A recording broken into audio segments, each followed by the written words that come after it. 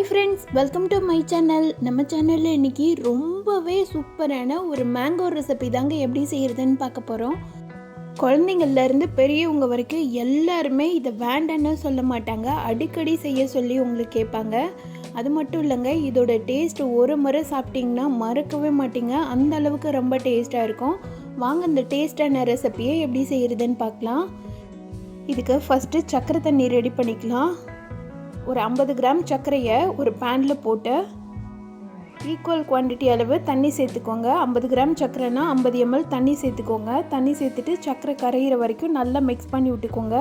இதுக்கு பாகுபதம் எதுவுமே பார்க்க தேவையில்லைங்க, ஜஸ்ட்டு சர்க்கரை நல்லா கரைஞ்சி வந்திருக்கணும் தண்ணியில், அந்த மாதிரி இருந்தால் போதும். சர்க்கரை நல்லா கரைஞ்சோடனே ஸ்டவ் ஆஃப் பண்ணிவிட்டு இது ஒரு பக்கம் தனியாக எடுத்து வச்சிடலாம்.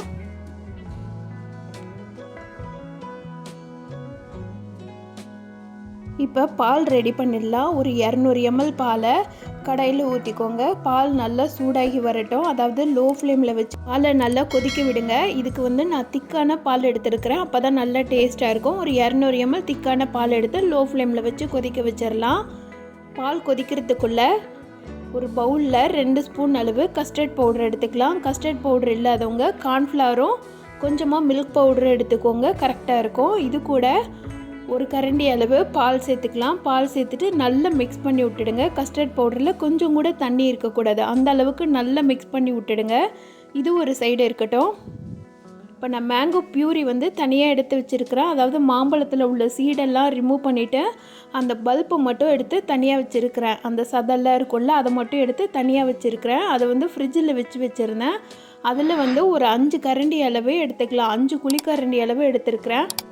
இதை மிக்ஸி ஜாரில் சேர்த்துடலாம்.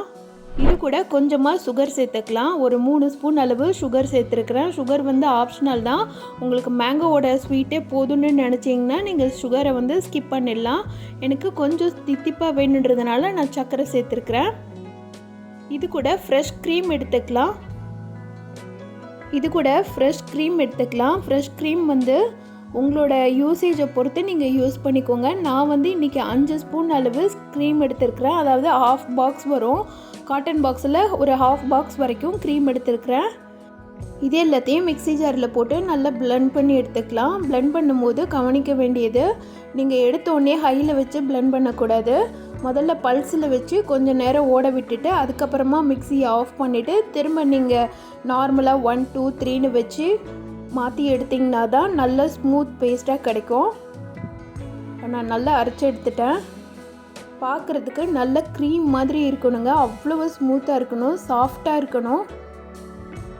பாருங்கள், இந்த மாதிரி இருக்குது. இந்த மாதிரி கன்சிஸ்டன்சியில் இருந்தால் தான் நல்ல டேஸ்ட்டாக இருக்கும்.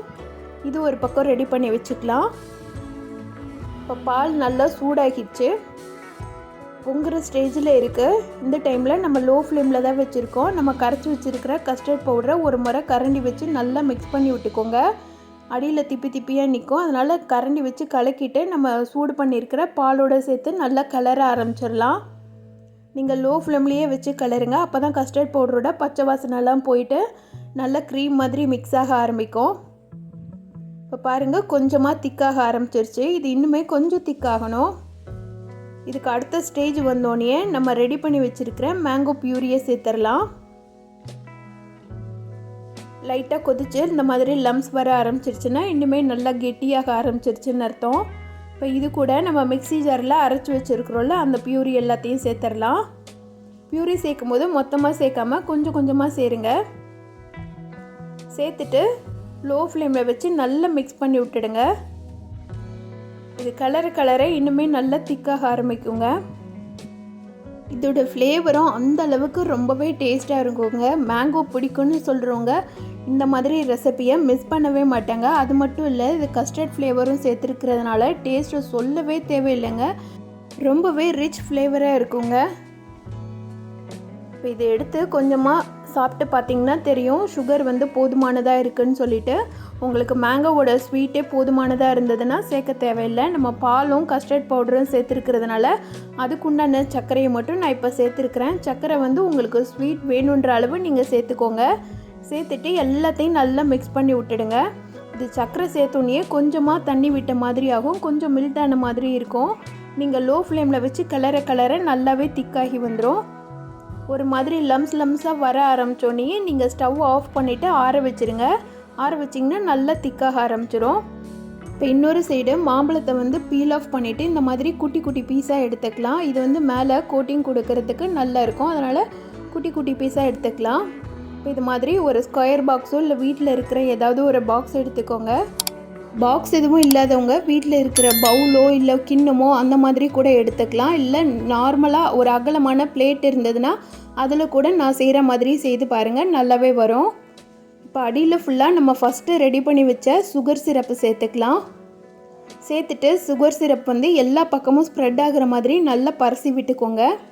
இது கூட நான் இன்றைக்கி வீட் பிரெட் தான் எடுத்துருக்கிறேன். வீட் பிரெட்டுக்கு பதில் நீங்கள் ஸ்பாஞ்ச் கேக் கூட யூஸ் பண்ணலாம், இல்லை நார்மல் பிரெட்டு கூட யூஸ் பண்ணலாம். நான் குழந்தைங்களுக்கெலாம் கொடுக்குறதுனால கொஞ்சம் வீட் பிரெட் கொடுத்தோன்னா ஹெல்த்தியாக இருக்கும் அப்படின்றதுனால நான் வீட் பிரெட் எடுத்துருக்கிறேன். நீங்கள் இதுக்கு பதில் இன்னுமே நல்லா டேஸ்ட்டாக வேணும்னு நினச்சிங்கன்னா ஸ்பாஞ்ச் கேக் எடுத்துக்கோங்க. ஸ்பாஞ்ச் கேக் எடுத்துக்கிட்டிங்கன்னா நீங்கள் சுகர் சிரப் சேர்க்க தேவையில்லை. இப்போ இந்த ப்ரெட்டில் எல்லா பக்கமும் சுகர் சிரப் சேர்த்துடலாம். நல்ல சர்க்கரையில் ஊறி வரணும் ப்ரெட்டு, அந்தளவுக்கு நல்ல சர்க்கரை தண்ணி சேர்த்துருங்க. இப்போ நம்ம ரெடி பண்ணி வச்சுருக்கிற கஸ்டர்ட் மேங்கோ மிக்ஸ் இருக்குல்ல, அதை சேர்த்துக்கலாம். இது கொஞ்சம் கொஞ்சமாக சேர்த்துட்டு எல்லா பக்கமும் வர மாதிரி நல்லா ஸ்ப்ரெட் பண்ணி விடுங்க. இந்த ப்ரெட்டோட சுகர் சிரப்போட மேங்கோவோட சேர்த்து சாப்பிடும் போது அவ்வளவு டேஸ்ட்டாக இருக்குங்க. குழந்தைங்களுக்கெலாம் வேண்டான்னு சொல்ல மாட்டாங்க, இன்னும் வேணும்னு கேட்டு வாங்கி சாப்பிடுவாங்க. ஒரு முறை செய்து கொடுத்திங்கன்னா அடிக்கடி செய்ய சொல்லுவாங்க. இப்போ இன்னொரு லேயர் நான் ப்ரெட் வச்சுட்டேன். அதுக்கு மேலே இன்னொரு லேயர் நம்ம ரெடி பண்ணி வச்சுருக்கிற கஸ்டர்ட் மேங்கோ மிக்ஸு சேர்த்துடலாம். சேர்த்துட்டு எல்லா பக்கமும் ஸ்ப்ரெட் பண்ணி விட்டுடலாம்.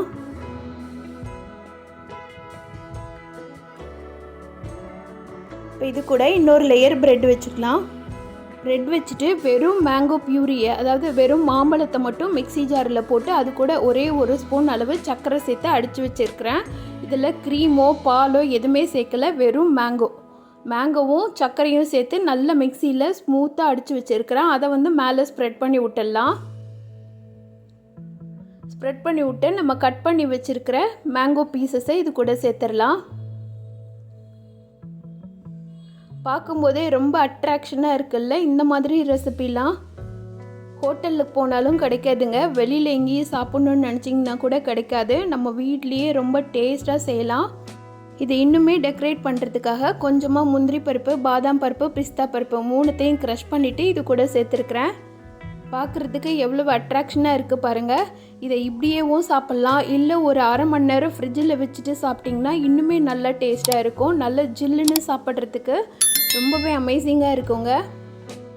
பாருங்கள் எவ்வளவு க்ரீமியாக இருக்குன்னு சொல்லிட்டு அவ்வளவு சூப்பராக இருக்குங்க. இதெல்லாம் பார்த்தாலே குழந்தைங்க வேண்டான்னு சொல்ல மாட்டாங்க. குழந்தைங்க மட்டும் இல்லை, பெரியவங்க கூட இந்த மாதிரி ரெசிபியெல்லாம் பார்த்தாங்கன்னா வேண்டான்னு சொல்ல மாட்டாங்க, விரும்பி சாப்பிடுவாங்க. வீட்டில் திடீர்னு கெஸ்ட்டு வந்துட்டாங்கன்னா கூட இந்த மாதிரி செய்து பாருங்கள், உங்களை பாராட்டதவங்களே இருக்க மாட்டாங்க. இந்த டேஸ்டான ரெசிபியை நான் சொன்ன மெத்தடில் நீங்களும் செய்து பாருங்கள். செய்து பார்த்துட்டு எப்படி இருந்துச்சுன்னு சொல்லிவிட்டு எனக்கு கமெண்ட் பண்ணுங்கள். இந்த வீடியோ பிடிச்சிருந்ததுன்னா இந்த வீடியோக்கு லைக் பண்ணி சேனலை சப்ஸ்கிரைப் பண்ணாதவங்கள சப்ஸ்கிரைப் பண்ணிக்கோங்க. Thank you friends.